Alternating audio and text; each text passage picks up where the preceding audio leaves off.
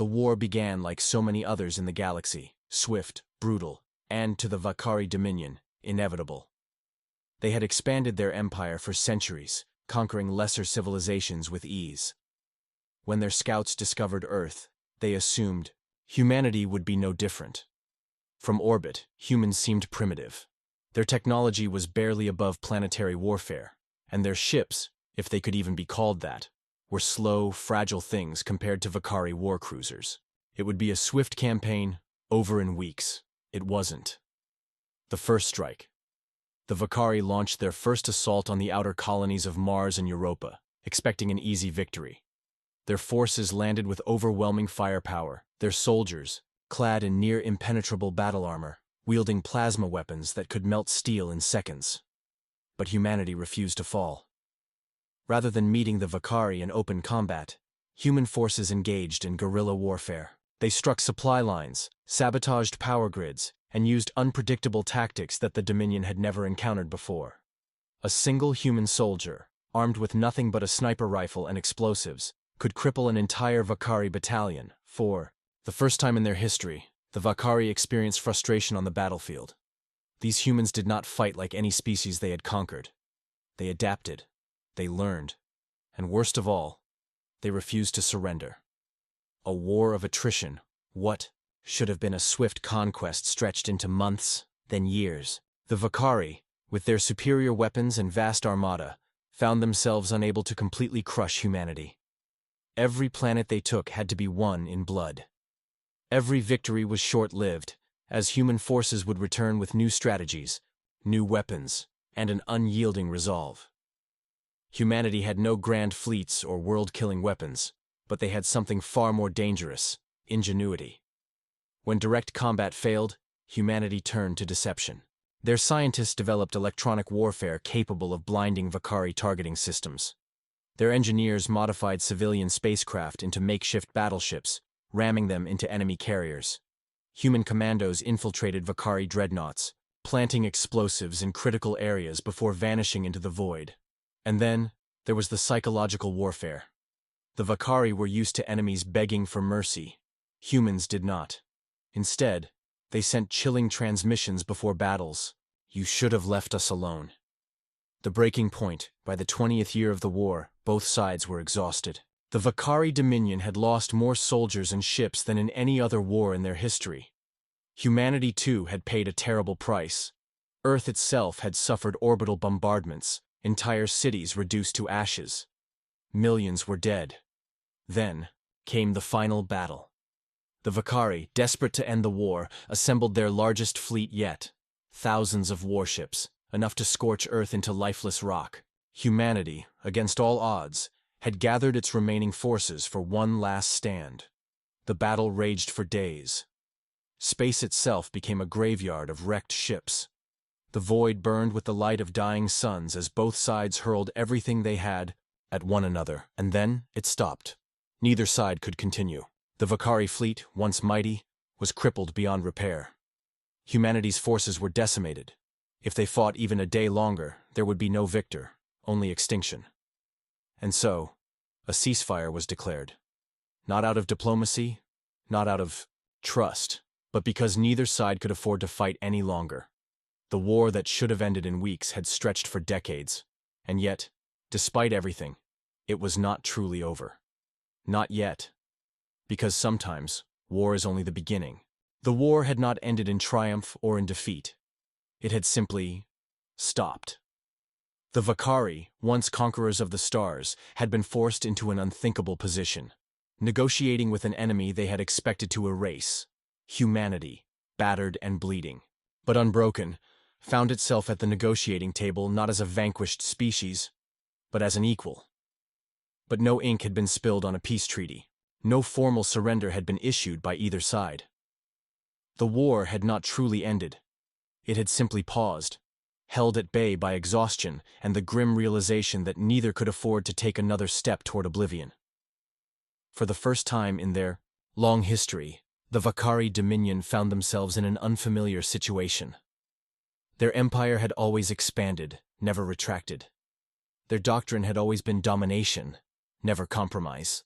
Yet here they were, sitting across from the very species they had sought to crush, forced to recognize them as something they had never recognized before, a people they could not conquer. The first meetings were held in the wreckage of what had once been a grand Vakari battleship, now a derelict husk drifting in neutral space. It was a fitting stage for a discussion neither side truly wanted to have. The Vakari warlords, their golden battle regalia dulled with soot and blood, stood rigid in their arrogance, unwilling to admit weakness, unwilling to acknowledge failure. The human envoys, scarred and hardened from 2 decades of relentless battle, met their gaze with equal steel. They, too, were unwilling to bow, unwilling to break. And so, they did not talk of peace. Instead, they spoke of necessity. The war had drained both sides to the brink. The Vakari's once glorious war machine had been reduced to a shadow of itself. Their fleets, though still vast, had been fractured, their logistics stretched thin.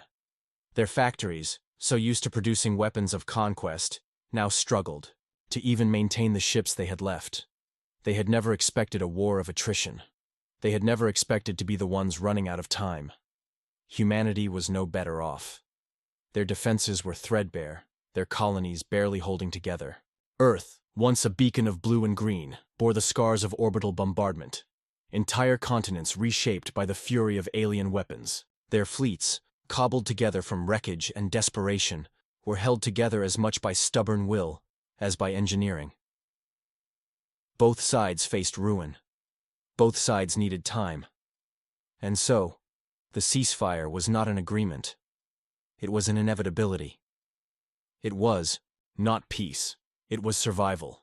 Yet, even as the diplomats and generals forged their uneasy truce, another battlefield was emerging, one neither had anticipated, because war had bred hatred. Hatred had bred grudges. And even as the guns fell silent, the wounds of 20 years did not heal overnight.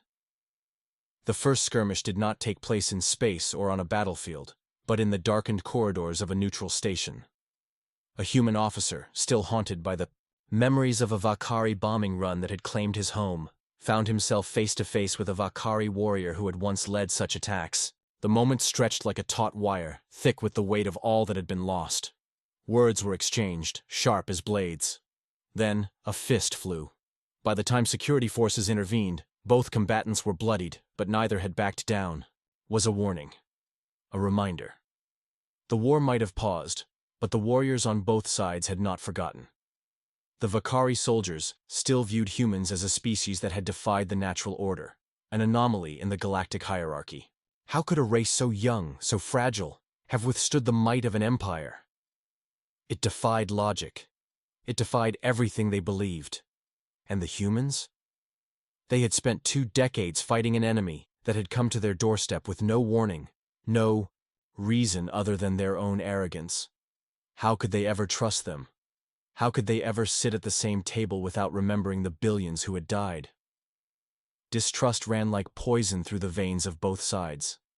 There were whispers of assassinations, of secret raids on disputed borders, of rogue commanders who refused to acknowledge the ceasefire and carried out attacks in the name of vengeance.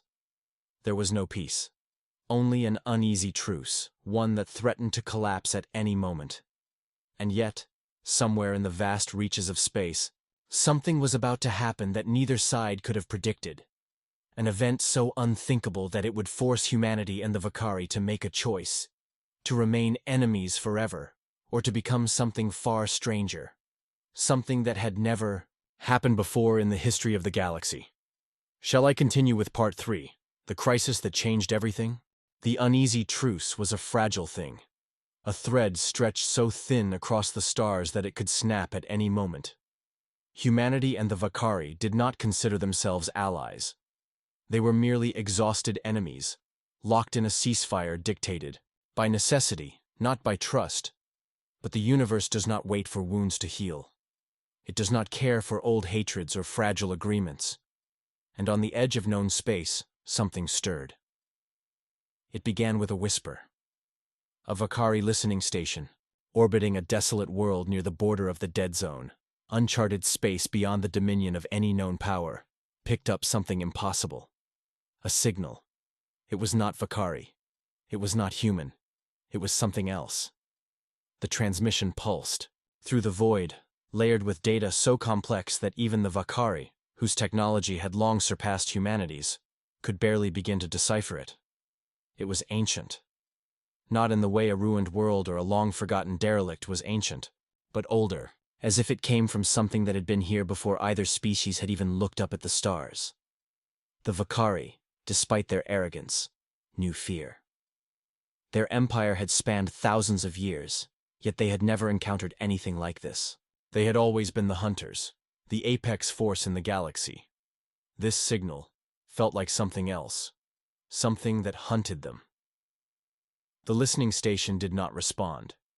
It only observed, analyzed, and relayed its findings back to the Dominion's Central Command. And then, 3 days later, it was gone.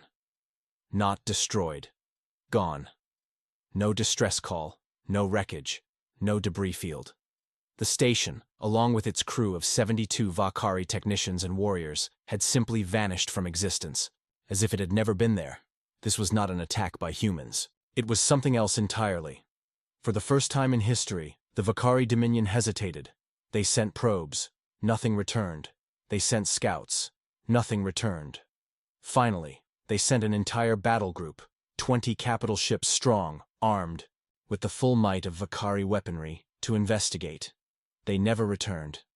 What they did send was a single, fragmented transmission, recovered from the blackness of space. It contained no words, no explanations, only the screaming. It lasted 42 seconds. Then it cut to silence. The Dominion was not foolish. They did not throw more fleets into the abyss, hoping for a different outcome. They knew what this meant. Something was coming, and they were no longer sure they could stop it. For the first time in millennia, the Vakari realized they might not be the apex predators of the galaxy. They were just another prey species, waiting for the real hunter to arrive. But what made it worse, what sent a true shiver through their war-hardened ranks, was that this unknown force had moved, and it was heading straight for human space. Xiu. Dominion had a choice.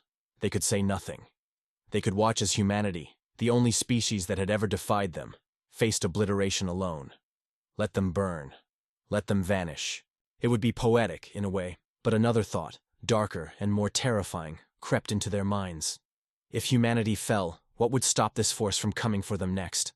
For all their wars, for all their hatred, the Vakari had never truly feared humans. They had seen them as a nuisance, a mistake in the cosmic order that simply refused to die. But this was the first time in history the Vakari were afraid. And so, they made a decision that would have been unthinkable mere weeks before. They reached out to their enemies. The message arrived in human space like a shockwave, a transmission, sent directly to the unified Earth government's military command. The humans, who had spent 20 years receiving only ultimatums, demands, and death from the Vakari, could barely believe what they were seeing. The Vakari were asking for a meeting, not to demand surrender, not to impose terms, but to warn them. The humans were skeptical. They suspected a trap, a deception. But even they could not ignore the weight in the Vakari's words. The Dominion had never once in its long history asked for help. The fact that they were reaching out now meant something had terrified them beyond reason. And so, for the first time since the war began, human and Vakari leadership sat in the same room, not as combatants, but as reluctant participants in something far greater. The Dominion's warning was simple. Something is coming, something that does not negotiate, something that does not conquer, it only consumes. And if humanity and the Vakari do not stand together, there will be no one left to fight at all. The war that had defined 2 generations had been forgotten in a single breath, because what was coming was far worse. The tension in the war chamber was suffocating. The unified Earth government's highest-ranking officials sat across from the Vakari Dominion's most powerful warlords, each side staring at the other through years of bloodshed and destruction. These were enemies who had spent decades perfecting the art of killing one another. Now they were being asked to trust. No one spoke at first. The Vakari, known for their cold, calculated efficiency, did not waste time on pleasantries. Grand strategist Kithir Lan, an elder among their kind, projected a three-dimensional display into the air above the table. What unfolded before them was nothing short of horrifying. A desolate sector of space, far beyond the borders of human and Vakari dominion. A place of lifeless planets and shattered moons. Except it was no longer lifeless. The display zoomed in on a blackened husk of a world, once home to an ancient, unknown civilization. Massive, skeletal structures jutted from the surface, remnants of a city that had stood for tens of thousands of years. Now, something moved among those ruins, not ships, not fleets, something far worse. The image flickered, and then came the last known footage from the doomed Vakari battle group. It was chaotic, disorienting, gunfire, screaming, the sharp crack of energy weapons discharging into the darkness. But the weapons were firing at nothing. The enemy did not appear. The only things visible were the expressions of raw terror on the faces of Vakari warriors, an emotion no human had ever seen in them before. Then, the final image. The bridge of a Vakari dreadnought. The ship's commander, his pale blue skin glistening with sweat, was frantically issuing orders. Behind him, something pulled itself from the shadows, its form shifting as if space itself rejected its existence. And then, static. Silence. The recording ended. No one spoke for several moments. A human officer leaned forward, breaking the spell. "You're telling us an entire battle group vanished, without so much as a distress call?" Kathir-Lan's gaze was unwavering. They sent a signal. He pressed a control, and a fragment of distorted audio filled the chamber. It was not a distress call. It was a warning. It was a single word, in a language neither human nor Vakari, but one that carried something deeper than meaning. A feeling, a concept, a raw dread that seeped into the bones of those who heard it. A word that had no translation. A word that was not meant for the living. A quiet ripple of unease passed through the humans and Vakari alike. These were hardened warriors, battle-worn leaders who had overseen fleets that turned planets to ash. And yet, none of them could shake the feeling that the sound had not come from a voice at all. It was something other, something old, something that should not exist. A human general finally exhaled, forcing steel into his voice. "What do you know about them?" "Nothing," Kathir-Lan admitted. "Only that they have begun to move, and that they are coming here." The weight of those words settled across the room. For centuries, both humanity and the Vakari had seen themselves as the center of the universe. Empires had risen and fallen in their wake. Civilizations had been wiped from history at their hands. But this was something beyond war. This was annihilation. For the first time, the conversation turned not to if they should work together, but how. The human admiral, a woman named Evelyn Rains, folded her arms. "You expect us to trust you? After 2 decades of war? After what you've done to our worlds?" The Vakari strategist did not flinch. "Trust is irrelevant. Survival is not." A murmur of quiet discussion spread through the chamber. Rains exhaled, rubbing her temple. "If we do this, if we stand together, we need to know exactly what we're up against." "We do not know," Kathir-Lan admitted. "We do not even know if they can be killed." The room went still. Humanity had fought impossible wars before. They had been outmatched, outgunned, standing against forces that should have erased them from existence. But this was not a war. This was a feeding ground, and they were the prey. The discussion stretched into hours. Military projections, fleet formations, defensive measures, everything was dissected and debated. It became clear that neither side had enough information to form a strategy. What they needed was eyes on the enemy. A scouting mission. A joint task force. Humans and Vakari, side by side. It was unthinkable. It was necessary. After 2 decades of bloodshed, human soldiers would march alongside the warriors who had slaughtered their people, and some of them would not return. As the meeting concluded, a silence fell over the chamber. The humans and Vakari filed out, some casting wary glances at their former enemies. For the first time in history, two warring species had turned their weapons away from each other. Not for peace, not for diplomacy, but for survival. And as the first joint fleet prepared to depart, the silent dread remained. They still did not know what they were truly facing. The war drums of history had never sounded like this before. In the vast, silent, expanse of space, a fleet was assembling, one that should have never existed. Human warships, angular and battle-scarred, hovered beside the sleek, curved vessels of the Vakari Dominion. It was an uneasy sight. The scars of war were still fresh, and every soldier, every pilot, every officer carried the memories of battles, where they had fought, bled, and lost loved ones to the very beings they now called allies. But survival had a way of making the impossible a necessity. At the heart of this, Armada was the Vanguard, the first joint strike vessel ever created. A modified human battle cruiser, reinforced with Vakari technology. Its hull was a blend of human steel and alien alloys. Inside, the crew was an even stranger mix. Humans and Vakari working shoulder to shoulder, their every interaction laced with tension, suspicion, and an unspoken question. Could they really trust each other? The mission was clear. Enter the dead zone, the lifeless sector where the Vakari fleet had vanished, and make contact. Or, at least, confirm what was left of them. But everyone knew the truth. There would be no survivors. Aboard the Vanguard commander, Evelyn Rains stood at the bridge, watching the flickering void beyond the reinforced viewport.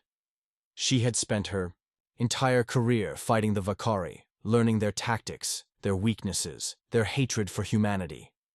Now she was expected to work alongside them, to put faith in their technology, to trust that the alien standing beside her wouldn't put a plasma knife in her back the moment it became convenient.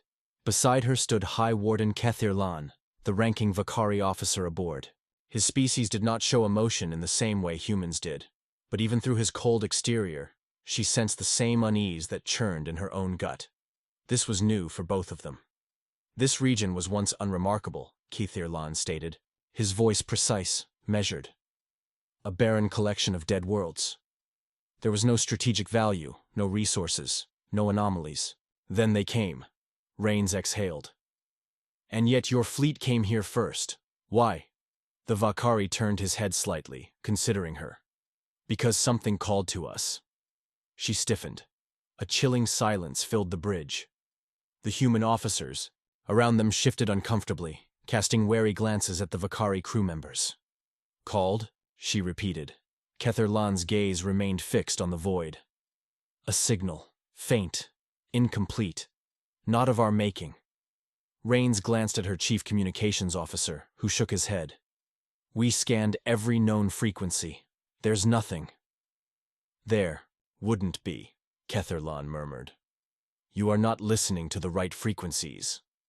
Before Rains could press further, a deep tremor ran through the Vanguard. The ship's AI immediately triggered proximity alerts, and the entire bridge was bathed in red light. We've crossed the threshold, the pilot announced. They were now inside the dead zone. The graveyard of giants, the fleet drifted deeper, into the forsaken sector, the silence of space thick with unseen weight. And then, they saw it. The wreckage of the Vakari fleet, twisted, shattered husks of once majestic warships. Their remains were eerily intact, almost as if they had been dissected rather than destroyed. No signs of battle damage, no burn marks from plasma cannons or kinetic weapons. It was as if something had peeled them apart, exposing the hollowed interiors like ancient carcasses left to rot. The human officers shifted in discomfort. It was a battlefield unlike any they had seen. No bodies, no distress beacons, just emptiness. This wasn't war, whispered Lieutenant Harris, one of Rains' tactical officers. It was something else. Rains turned to Kethir Lan. The Vakari was frozen, his usual icy demeanor shattered. His people did not display fear in a way humans could recognize, but his stillness spoke volumes. They were taken, he said at last. Not killed. The word sent a chill down Rains' spine. Taken where? She demanded. Kethir Lan did not answer, because no one knew. The shadow in the void as the fleet moved deeper. Strange anomalies began appearing on the ship's sensors. Disruptions. Faint energy signatures that flickered in and out of existence. Something was here. Something that did not obey the laws of physics as they understood them. Then, a voice, garbled, distorted, yet painfully human, broke through the static. "Help." Rain's blood turned to ice. The transmission was weak, fragmented, but unmistakably from a human source. "That's impossible," Harris muttered. "No human ships were ever deployed here. The Vakari lost this fleet alone." "Lock onto the source," Rains ordered, her voice sharper than steel. A single wreck emerged from the debris field. Not Vakari, not alien, human. The ghost ship, the derelict vessel drifted like a corpse in space. No lights, no power signatures. It should not exist. It was an Earth-class battleship, the UNS Perseus, a ship that had been reported destroyed decades ago in a battle far from this region. There was no record of it ever being here, and yet, here it was. "This isn't possible," Rains whispered. The bridge crew exchanged uneasy glances. Then, the garbled voice returned. "Please, make it stop." Silence fell over the bridge. And then, the ship's proximity alarm screamed. Something moved in the wreckage. Not ships, not debris. Something else. Something that did not belong. Something watching. Rain's throat went dry. "This was a mistake," Kithir Lan whispered. "We should not have come here." For the first time, Rains agreed with him. The silence in the Vanguard's bridge was suffocating. Every officer, every soldier, every alien aboard the joint fleet could feel it. Something unseen, something wrong, moving just beyond the reach of their sensors. The wreckage of the UNS Perseus hung motionless before them, a dead relic in an unmarked graveyard of lost warships. And yet, the voice had spoken. "Please, make it stop." It had not been a recording. It was not an echo from the past. It was real. Commander Evelyn Rains clenched her jaw, her heartbeat a steady drum in her ears. The UNS Perseus had vanished decades ago in a battle thousands of light years away. It was never supposed to be here, yet here it was. She turned to her communications officer. "Can you clean up the signal?" Lieutenant Harris was already working, his fingers dancing over the console, rerouting frequencies and isolating static interference. "I'm trying, but it's like..." His voice trailed off as his screen flickered with erratic bursts of static. "It's like something is distorting the entire spectrum. The transmission's coming from the Perseus, but the signature..." He hesitated, paling. "It's fluctuating, like the ship isn't entirely here." Rains felt a cold chill creep down her spine. "Clarify," she ordered. Harris hesitated before replying, voice quieter now. "The signal isn't coming from any known system aboard the ship. It's appearing and disappearing, like it's phasing in and out of existence." That was impossible. But nothing about this place obeyed the rules of the known universe. A sudden pulse ran through the Vanguard. Not a physical impact, but something deeper. A vibration in reality itself. Every console flickered.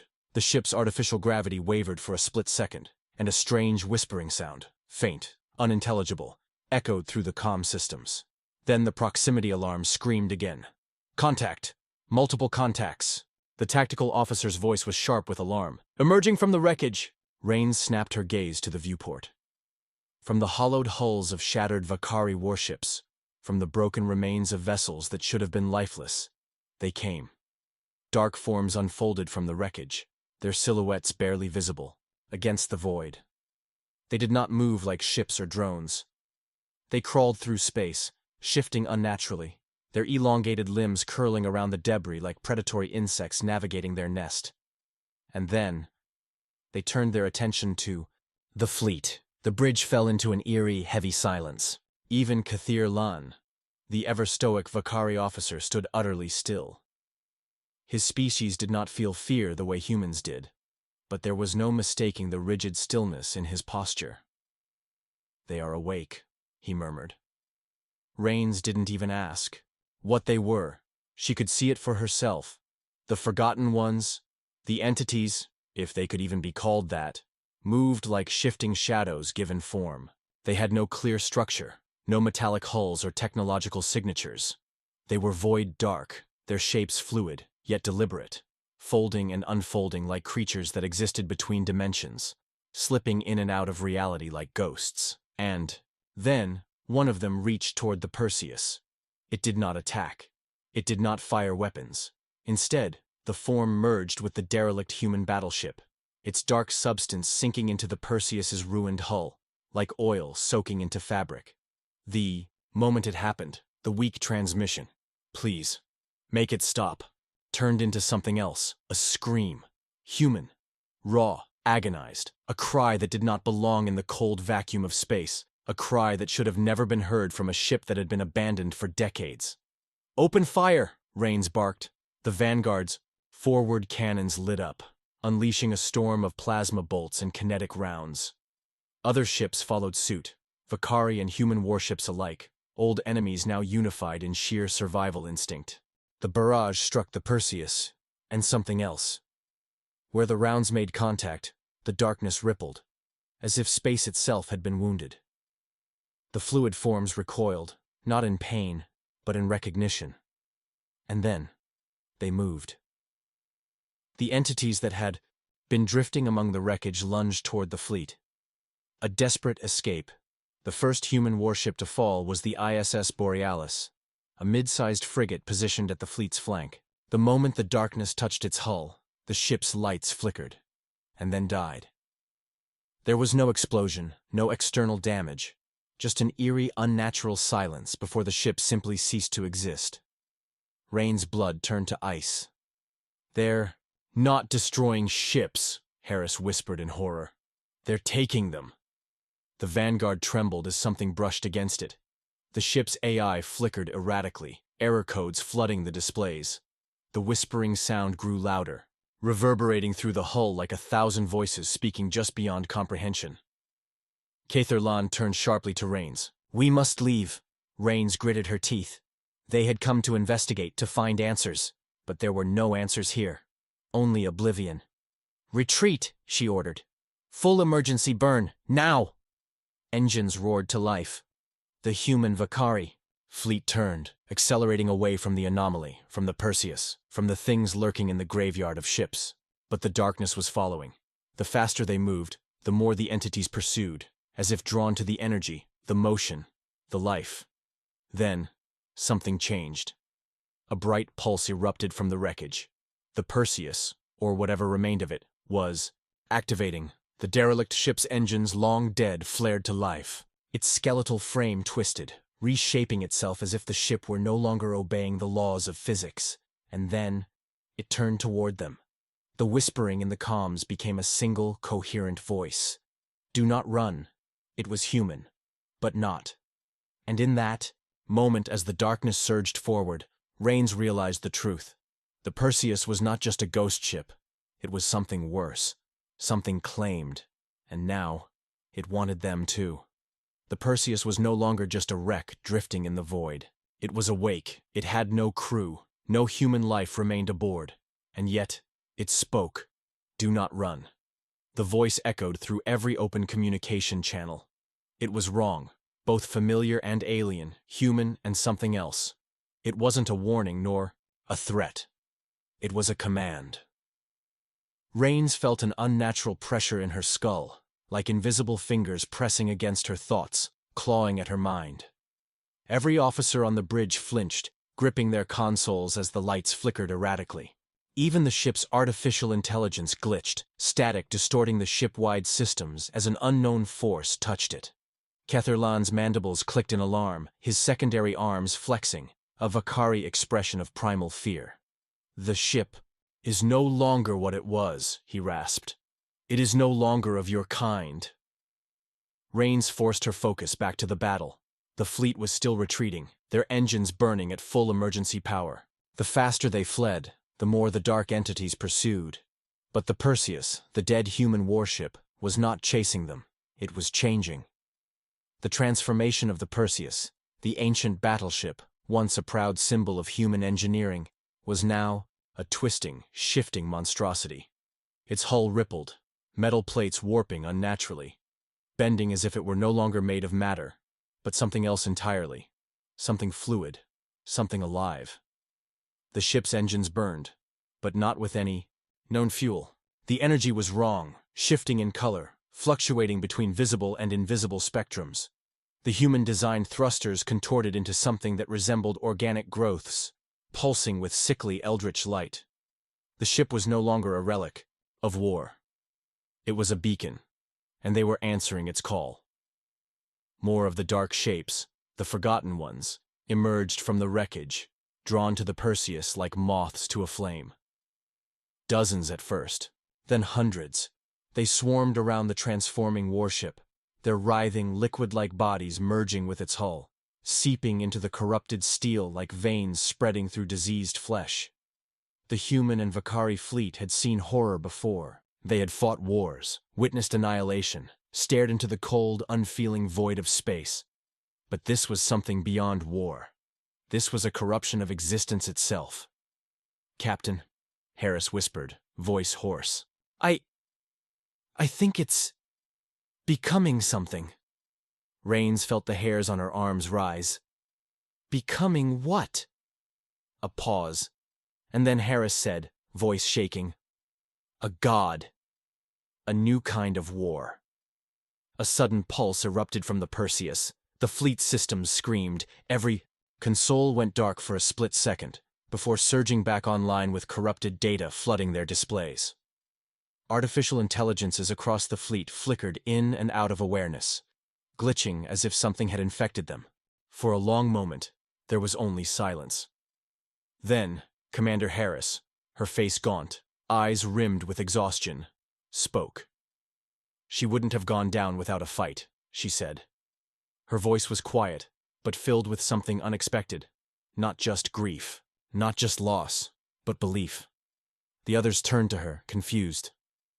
Harris lifted a small data slate, its screen flickering weakly from damage. "We received a transmission right before the Vanguard went dark. It was corrupted, almost unreadable, but we managed to extract one phrase." She tapped the screen, and the message played. "Not dead. I'm still here." A single heartbeat of stunned silence followed. Then, the room erupted. "That's impossible," one of the human officers barked. "The ship was taken," a Vakari strategist said, his frilled crests flaring with agitation. "You saw what the Perseus had become.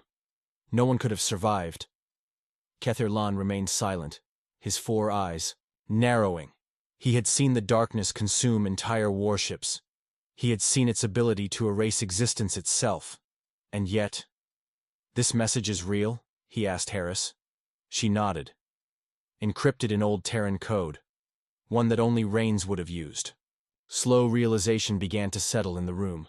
If she was still alive, then what had become of her? Inside the darkened void, Rains should have been dead. She was not. She did not know where she was, nor how much time had passed. There was no ship around her, no hull, no gravity. Only the void. Yet she was still, herself, and she was not alone. The distance, or what her mind perceived as distance, she could see the Perseus, or at least what it had become. It was no longer a warship, not in the way she understood. It had transformed into something vast, something beyond physicality. Its form pulsed and shifted, sometimes appearing as a colossal, living monolith, other times as a writhing mass of energy, its structure folding, through dimensions she couldn't comprehend. And inside it, within its core, she could feel something. A presence. Not human, not machine, not alien. Something more. It spoke to her, though not in words, not in sound. It pressed into her mind like a whisper threading through her consciousness, wrapping itself around her thoughts. "You remain." Rains clenched her jaw. "Damn right, I remain." Pulse of something cold rippled through the void. Why?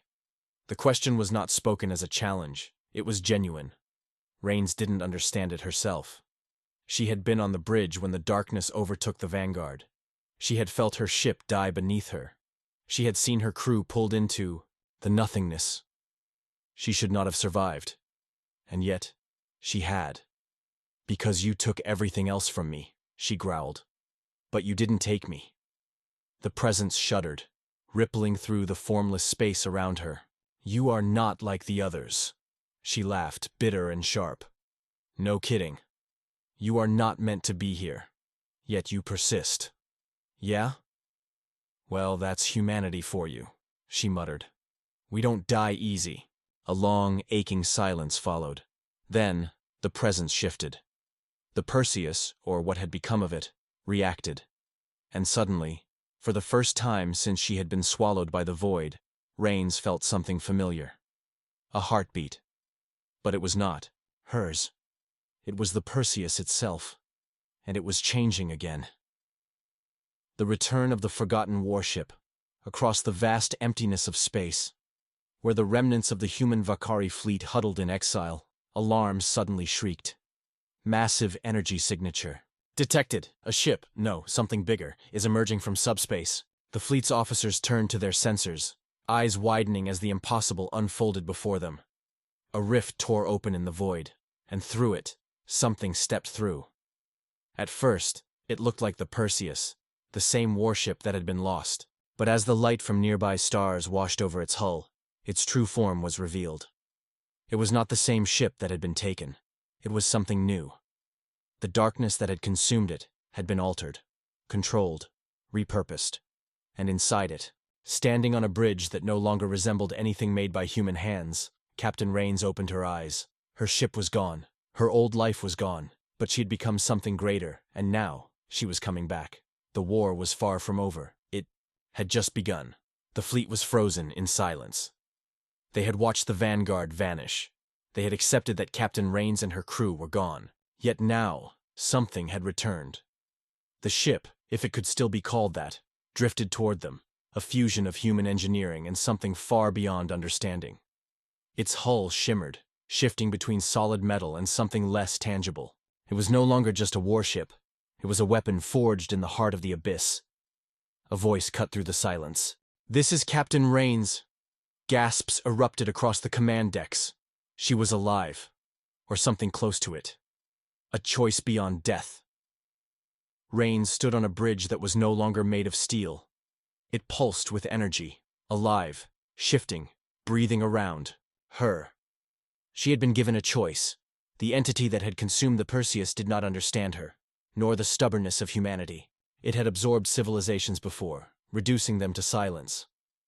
But when it took her ship, it had found something it could not break. Her mind had remained intact. Her will had refused to yield. And so the entity had done something it had never done before. It compromised. It did not understand defiance, but it understood power. And now, Rains understood it in return. She had become something new, not entirely human, not entirely other. She had taken control of the darkness. She had bent it to her will, turned it into a weapon. And now, she had brought it back, not as a conqueror, but as a warning. The final transmission, on board the fleet's flagship. Keith Irlan stared at the transmission in stunned silence. Harris swallowed hard. "Captain, is that really you?" Rains's voice carried through the speakers, steady and calm. Too calm. "Yeah, it's me. But things have changed." Harris hesitated. You should be dead." Rains let out a dry chuckle. "I was. Sort of." She looked beyond the ship's viewing panel, into the vastness of space. Somewhere out there the entity still existed. Waiting. Watching. It was not defeated. It would never be. But it now knew humanity. And it feared them. Rains took a breath. She could feel her ship. Its impossible form. Its connection to something. Older than stars. She could feel the power surging beneath its new hull. There was only one thing left to do. "I'm not staying," she said. "I have a job to finish." Ketherlan's frills tightened. "You mean to—" "I'm taking this ship back into the dark. Whatever's out there, whatever's watching, we're not done. It needs to understand something." She turned, staring into the abyss that had once swallowed her whole. Humanity doesn't break. There was no argument, no plea to stop her. They all knew she was no longer just a captain, no longer just a soldier. She was a warning, and with that, The impossible warship turned, its form shimmering as it slipped into the void. It did not return. It was never seen again. But in the farthest reaches of the galaxy, whispers spread. Worlds that had once known only silence and despair now told stories. Tales of a being who walked between life and death. A phantom warship that emerged from the darkness, bringing vengeance to those who thought themselves beyond consequence. And on the edge of the universe, where the abyss itself watched and waited, something shuddered. It had learned a lesson it would never forget. Humanity does not surrender, and when faced with oblivion, humanity wins.